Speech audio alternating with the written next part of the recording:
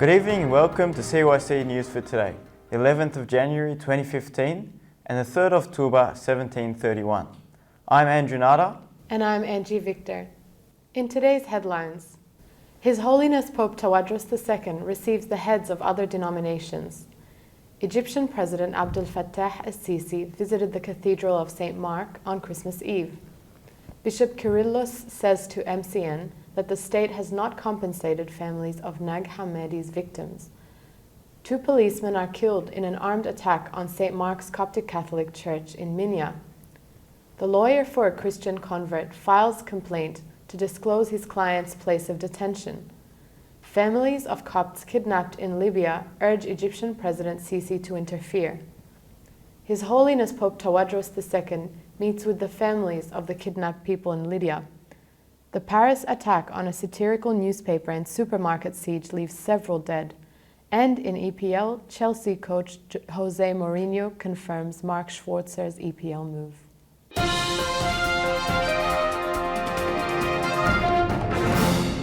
His Holiness Pope Tawadros II this week received the heads of other Christian denominations on the occasion of the Nativity Feast.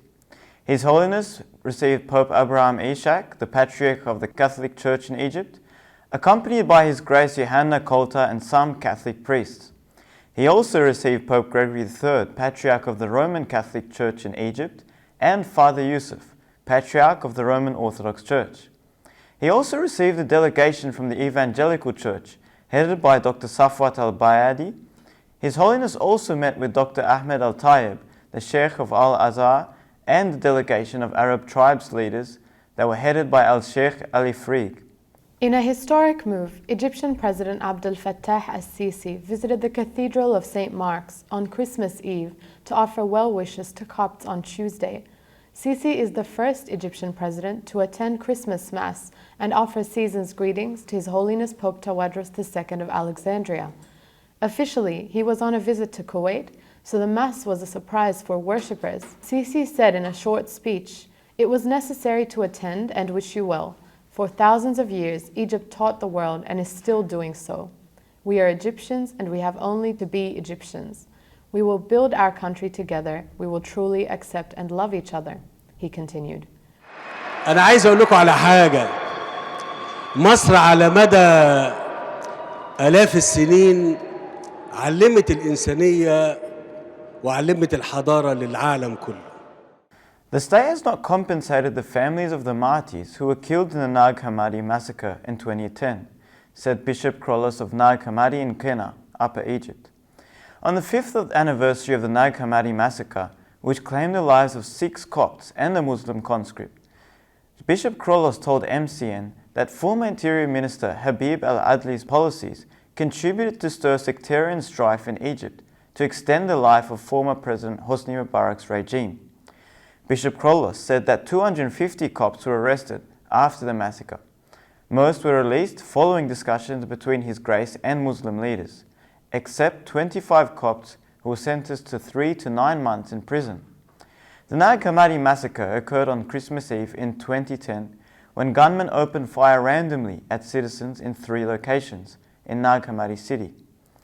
The victims were Coptic Christians Abanub Kamal, Paula Atif, Bishoy Farid, Ayman Zakaria, Rafiq Rifat, Mina Halimi, and Muslim Ayman Sadiq. 2 policemen, one of them a Copt, were killed in the early hours of a Tuesday morning during an armed attack on the Coptic Catholic Church of St. Mark in the area of Mansoura Bridge in Minya while they were guarding the building. The incident led to panic among the residents of the area. Security services and ambulances took the bodies to Minya University Hospital. The church has been cordoned off. A security source in the Minya Security Directorate told MCN News that unidentified men opened fire in the early hours on the Coptic Catholic Church of St. Mark in Mahmoud Abdel Razak Street in Minya. They killed Aid Fahmi, a Coptic policeman, and Mahmoud Abu Zaid, a police sergeant. He added that the perpetrators stole police weapons. Major General Osama Mitwalli, Director of Security, held an urgent meeting with the leaders of the Directorate following the incident. He stressed that they are in the process of creating a plan to identify and arrest the culprits. The lawyer for convert Mohammed Hegazi, now known as Bishoy Amir, filed a complaint Monday to the Prosecutor General demanding his client's place of detention be disclosed and that he be informed of the one-year prison sentence against him and his acquittal of other charges. Karam Gabriel said in a statement to MCN that he has not seen his client since December 28th, when he was inside the courthouse. Gabriel said he went through several departments to find the location of his client before discovering that he had been detained in Minya prison. Gabriel pointed out that he had submitted a report to the Director of the Public Administration for Prisons, but they refused to receive the report.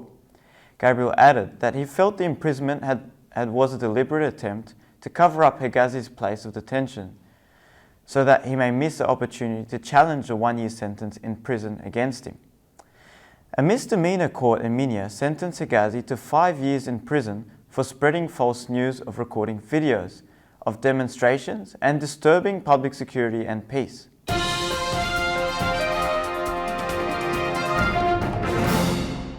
The families of 20 Copts kidnapped last week in Libya again urged Egyptian President Abdel Fattah al-Sisi to save the lives of their sons, whose whereabouts are unknown.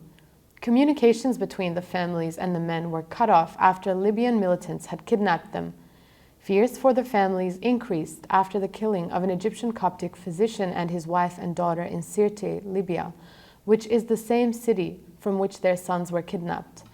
Most of the Copts traveling to Libya searching for work come from poor families. President Sisi ordered the formation of a crisis management cell at the headquarters of the Ministry of Foreign Affairs to deal with the kidnappings.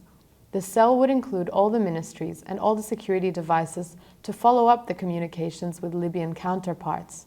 A delegation from the families of the Egyptian Copts kidnapped in Libya last Tuesday and Friday met Monday with Foreign Ministry spokesperson Badr Abdel Ati. A member of the delegation said that the leaders of the state seek to solve the crisis, but the problem lies in that the Egyptian government deals with the tribes and clans of Libya, which do not follow the laws but customs. The ambassador told them that a high-level committee was formed to solve the crisis and it includes all the state devices. The ambassador urged all people to be temporarily silent to maintain the lives of the kidnapped Copts and the Egyptians living there. His Holiness Pope Tawadros met with the families of the 7 Copts from El Minya, Egypt, who were kidnapped last Tuesday in eastern Libya. His Holiness stayed with them as a father. He listened to them and supported them. Then he delivered them to a sermon to encourage them. An armed group attacked the group of Copts while on their way back to Egypt and took them to an unknown place. Another 13 Copts were taken forcibly from their homes last Saturday. At least 12 people have been killed by gunmen reportedly armed with Kalashnikovs and a rocket launcher who opened fire in the offices of the French satirical weekly newspaper Charlie Hebdo. French officials say 11 other people were injured, at least 4 seriously, in the shooting at the Central Paris offices about 11:30 a.m. local time on Wednesday. 2 police officers and 10 journalists are thought to have been killed. It is understood the gunmen initially burst into number 6 Rue Nicolas Appert in a Paris neighborhood where the archives of the Charlie Hebdo are based, shouting, "Is this Charlie Hebdo?" before realizing they had got the wrong address. The men then quickly moved down the road to number 10 around noon and fired at reception staff before moving to the 2nd floor where journalists and cartoonists were holding an editorial conference. The 2 men opened fire and coldly killed the people in the conference room, as well as the police officer in charge of protecting cartoonist Sharb, who did not have time to react, a police source said. Only 1 person survived by hiding under the table, according to police. Also in Paris, at least 4 hostages and a jihadist gunman have been killed in a deadly Paris supermarket siege. Commandos stormed the supermarket minutes after 2 brothers behind the slaughter at Charlie Hebdo magazine were killed at a second siege on the outskirts of Paris. The Special Forces team raided the shop as the gunman began his evening prayer. 6 explosions were heard at the Jewish supermarket in Porte de Vincennes, and several hostages were seen running or being carried from the store. At least one of those being carried out was a small child. 15 hostages were freed alive. It was initially hoped that all hostages in the shop had been saved, but it is now clear that a number died. Others have been critically wounded, including a police officer. Reports in French media suggested that at least some of the hostages were killed before the raid. Former Socceroos goalkeeper Mark Schwarzer looks to be on the verge of completing his move from the English Premier League giants Chelsea to struggling Leicester. After days of speculation in the UK media, Chelsea manager Jose Mourinho has confirmed that the 42-year-old is leaving Chelsea. Chelsea confirmed Schwarzer's imminent departure on Twitter, saying, "Jose Mourinho thanks Mark Schwarzer, who says he is leaving to go to Leicester. He says he is a fantastic professional." The first Australian to earn 100 international caps, Schwarzer will be moving from a team that shares the EPL lead with Manchester City to a side bottom of the standings and fighting to avoid an immediate return to the second tier. In other news, the Socceroos have come from behind after beating Kuwait in the Asian Cup opener in Melbourne 4-1. Goals were scored initially by Hussein Fadel from Kuwait. However, Australia came out victorious, defeating with 4 goals from the Australian talisman Cahill and then Luongo Jedinak, followed by Troisi. And that's all for CYC News for today. Stay tuned for more Christian content on CYC.